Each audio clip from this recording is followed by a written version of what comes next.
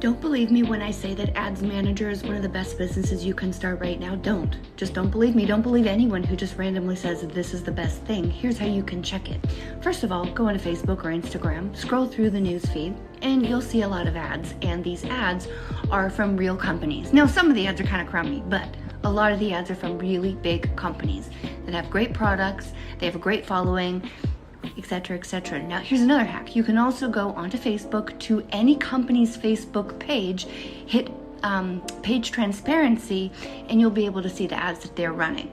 So when I say that Ads Manager is one of the best businesses that you can have, like I said, don't believe me, go and look it up and you'll see all these companies are moving over from billboards, from TV, from newspaper, and the newspapers are crying about it because they're like, oh, boo-hoo, we don't have anyone to run ads for anymore. Oh, well, times change. But right now where it's at is ads management and starting your own ads management business, learning the skill, pays really well. Then secondly, call up some Facebook ads agencies, call up some advertisers, just Google Facebook and Instagram ads, and you would be shocked at how much they charge, okay?